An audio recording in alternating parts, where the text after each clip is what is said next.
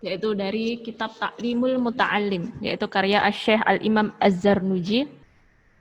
Sebelumnya kenalan dulu dengan Asy-Syaikh Al-Imam Az-Zarnuji, yaitu seorang ulama pakar pendidikan, yaitu khusus tentang perilaku atau adab. Beliau lahir pada tahun 500-an Hijriah. Nah, ini ada perbedaan pendapat mengenai tahun lahir dan wafatnya. Ada yang mengatakan tahun 600 Hijriah beliau wafat, wallahu a'lam bishawab.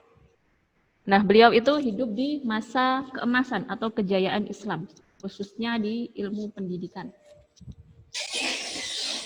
Nah, secara fikih beliau itu bermazhab Hanafi. Jadi nanti mungkin ada kutipan, ada hadis yang diriwayatkan itu kebanyakan dari Abu Hanifah. Baik, lanjut. Di semak ya, yang kemarin sudah Ibu kirim di grup. Nah, untuk latar belakangnya, beliau itu menulis kitab Ta'limul Muta'allim itu karena situasi para tulaf atau pembelajar pada saat itu jumlahnya itu semakin banyak. Lembaga pendidikan juga semakin berkembang. Tetapi beliau merasakan kenapa ketika mereka sudah belajar itu kebermanfaatan terhadap ilmu itu kurang. Bahkan tidak bermanfaat sama sekali. Nah, tujuannya beliau menulis ini adalah agar kitab ini bisa memberikan manfaat kepada para pelajar. Nah, langsung masuk ke muqaddimahnya. Bismillahirrahmanirrahim. Segala puji bagi Allah, Zat yang Maha Pengasih lagi Maha Penyayang. Alhamdulillahilladzi faddala ala bani Adam. Segala puji bagi Allah yang telah memuliakan, mengunggulkan manusia ala bani Adam, keturunan Adam, bil ilmi, dengan ilmu, wal amal, dan amal, ala jami'il alam, mengungguli dari semua makhluk seluruh alam. Mengungguli dari semua makhluk seluruh alam, jin, malaikat, hewan, dan sebagainya. Wassalatu wassalamu ala Muhammadin. Semoga salawat dan salam tetap terlimpahkan kepada beliau, Rasulullah Sallallahu Alaihi Wasallam, Sayyidil Arabi wal Ajam, pemimpin, penghulu orang Arab dan orang Ajam. Wa ala alihi, yang mana sahabat, wa ashabihi, dan keluarga Rasulullah Sallallahu Alaihi Wasallam, yanabi'ul ulumi wal hikam, adalah sumber ilmu, pengetahuan, dan hikmah. Nah, jadi anak-anak yang saya cintai, beliau Asy-Syaikh Az-Zarnuji mengawalinya dengan membaca basmalah. Mengawalinya dengan baca basmalah, hamdalah, sholawat, dan salam. Nah, begitulah etika atau akhlak yang diajarkan oleh alim ulama kita agar apa? Agar majelis itu dibarokahi, diridhai oleh Allah Subhanahu wa taala.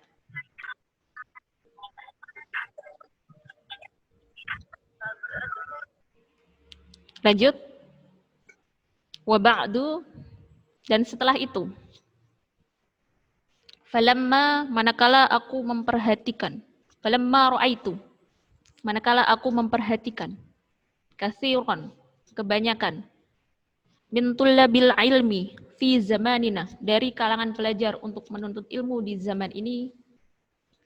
Yajiduna, mereka bersungguh-sungguh. Jadi menuntut ilmu mereka itu bersungguh-sungguh. La ilmi, di dalam menuntut ilmu.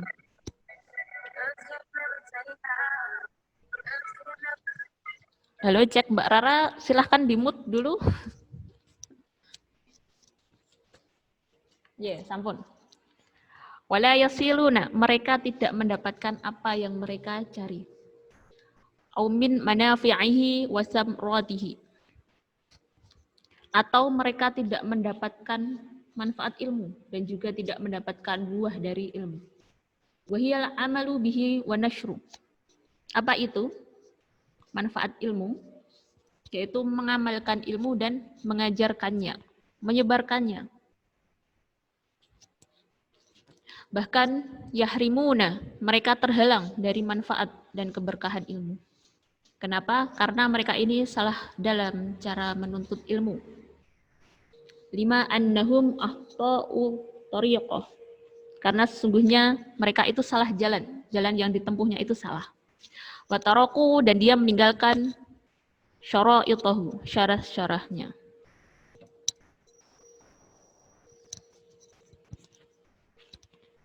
Nah, jadi ketika kita belajar, yang kita renungkan adalah ilmu itu bermanfaat atau tidak. Jadi tugas kita ketika kita mendapat ilmu, minimal kita amalkan.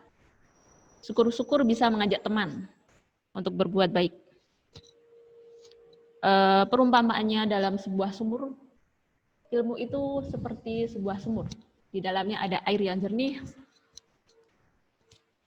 Banyak orang yang ingin mengambil ilmu, mengambil air dalam sumur tersebut untuk kebermanfaatan bagi orang lain. Nah, seperti itu. Lanjut. Wa kullu man akhta at-tariqa dhalla, dan setiap orang yang salah jalan itu pasti ia akan tersesat. Wala yanalul maqsud, dan tidak sampai kepada maksud yang dituju. Qalla aujal, sedikit atau besar, dia tidak mendapatkan apapun. Fa'aradtu wa ahbabtu, maka aku menginginkan dan aku menyukainya. An ubayyina lahum, aku menjelaskan kepada mereka tariqat ta'allumi, yaitu cara belajar. Ala ma ra'aitu fil kutub, sebagaimana apa yang aku lihat dalam kitab. Wa sami'tu min asatid, dan apa yang aku dengar dari guruku. Ulil ilmi wal hikam, yang memiliki ilmu pengetahuan dan ilmu hikmah. Rojaan, tentu. Roja itu harapan, suatu harapan. Ad-du'a, doa untukku para pecinta ilmu. Minar waghidina fihi muhlisir, yang ikhlas dari menuntut ilmu. Bil fauzi wal khalasi fil yaumiddin, dengan harapan doa yaitu sukses dan selamat pada hari kiamat. Ba'da mastakhartullaha ta'ala fi, setelah aku beristikharah pada mengenai tujuan itu, wasammaitu, maka aku namakan kitab ini yaitu Ta'limul Muta'allim, pengajaran bagi para pembelajar, yaitu Tariqul Ta'allum, tata cara belajar. Nah, di kitab Ta'limul Muta'allim ini ada 14 ya. 13. Ada 13 pasal. Masuk ke pasal yang pertama yaitu waja'altu fusulan, dan aku jadikan beberapa pasal. Yang pertama, pasal pertama, fi mahiyatil ilmi wal fiqih wa fadlih, hakikat ilmu, fikih dan keutamaannya. Yang pertama yaitu hakikat ilmu, fikih dan keutamaannya. Yang kedua yaitu niat. Fin niyati fi halis ta'alum, niat saat mencari ilmu. Di mana hakikat ilmu dan niat ini yaitu untuk menuntut ilmu. Untuk apa tujuannya? Untuk ibadah. Di mana menuntut ilmu adalah wajib bagi setiap muslim dan muslimah. Jadi niatkan dalam belajar kita yaitu untuk mencari ridha Allah, mencari pahala untuk kehidupan di akhirat nanti. Itu pasal yang pertama dan yang kedua. Pasal yang ketiga yaitu fi ikhtiyaril ilmi wal asatid wasyariki wassabat, cara memilih ilmu, guru, teman dan ketabahan. Cara memilih guru yaitu yang pertama pasti untuk guru itu berilmu. Selain berilmu, murah hati, penyabar, dan paling warok. Warok itu tidak banyak tidur dan tidak banyak makan. Selanjutnya, cara memilih teman itu yaitu dengan pilihlah teman yang bersungguh-sungguh, istiqomah dalam kebaikan, saling mengingatkan dalam kebaikan. Pasal 3 ya. Lanjut untuk pasal 4 yaitu cara menghormati ilmu dan guru. Cara menghormati ilmu dan guru yaitu dengan niat, ucapan, dan perbuatan. Niat takzim kepada guru, ucapan dengan berkata dengan sopan dan baik, perbuatan yaitu dengan melaksanakan kewajiban jika diberi tugas, misalnya kita laksanakan secara takzim, patuh. Itu pasal 4. Untuk pasal 5 yaitu kesungguhan dalam mencari ilmu. Nah, kesungguhan di sini ada 3 sudut pandang. Yang pertama dari murid, sungguh dalam mencari ilmu, dari guru juga, dan juga dari orang tua. Yang keenam yaitu memulai belajar, batasan dan urutannya. Fi bidayatis sabaqi wa qadrihi wa tartibih. Yang ketujuh yaitu tawakal. Dan yang kedelapan, waktu belajar yang dapat menghasilkan ilmu. Kapan waktu belajar yang baik itu? Coba. Mbak Muti, kalau belajar jam berapa?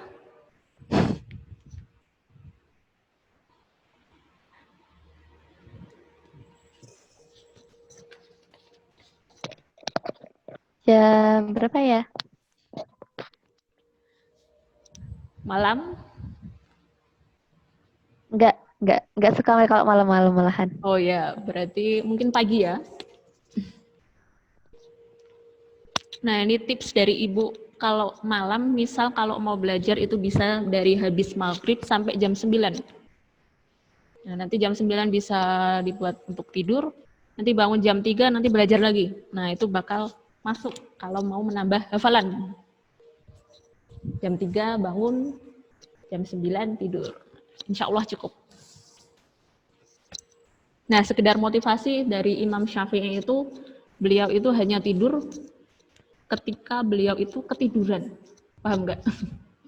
Jadi, kalau beliau itu ngantuk, beliau tahan terus sampai ketiduran. Nah, jadi tidurnya Imam Syafi'i itu adalah ketiduran, bukan karena aduh ngantuk aku. Misalnya seperti itu. Lanjut pasal 9 yaitu saling mengasihi dan saling menasihati. Nanti bisa dari orang tua, bisa dari guru, atau bisa juga sama teman, saling menasihati. Pasal 10 yaitu mencari tambahan ilmu, pengetahuan, dan adab-adabnya. Nah, sebaiknya kalau pelajaran itu adabnya itu adalah mencatat. Karena kita paham dari mencatat. Pasal 11 yaitu bersikap warok dalam menuntut ilmu. Warok di sini tadi tidak banyak makan, tidak banyak tidur. Terus yang ke-12 yaitu hal-hal yang dapat menguatkan hafalan dan yang melemahkannya.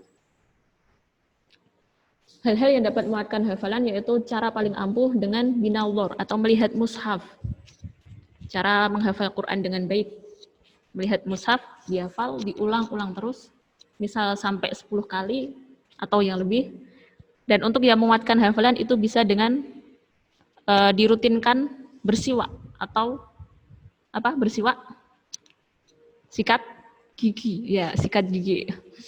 Selanjutnya bisa juga dengan minum madu. Dan untuk yang melemahkan hafalan itu yaitu dengan sedih, gelisah, maksiat, galau. Nah, itu juga termasuk. Terus yang ke-13 yaitu hal-hal yang mempermudah datangnya rezeki dan memperpanjang atau mengurangi umur. Di mana hal-hal yang mempermudah datangnya rezeki ini adalah dengan cara bersedekah, misalnya. Anak-anakku ada jadwal untuk bersedekah tidak? Misalnya dari uang jajannya, misal disisihkan 5.000, nah nanti diinfakkan ke masjid terdekat. Kalaupun belum bisa untuk bersedekah, bisa dengan sholat duha, 4 rakaat atau lebih. Silahkan. Sudah pada sholat duha kan? Lanjut, di mana hal yang memperpanjang dan mengurangi umur yaitu berbuat baik kepada orang lain, yaitu yang memperpanjang umur. Berbuat baik kepada orang lain atau makhluk lain. Ada kucing dipelihara, ada burung dikasih makan, nah itu berbuat baik kepada orang lain atau makhluk lain. Dilarang untuk menyakitkan atau tidak berbuat baik kepada makhluk lain. Misalnya tidak membunuh hewan tidak menebang pohon. Nah, seperti itu.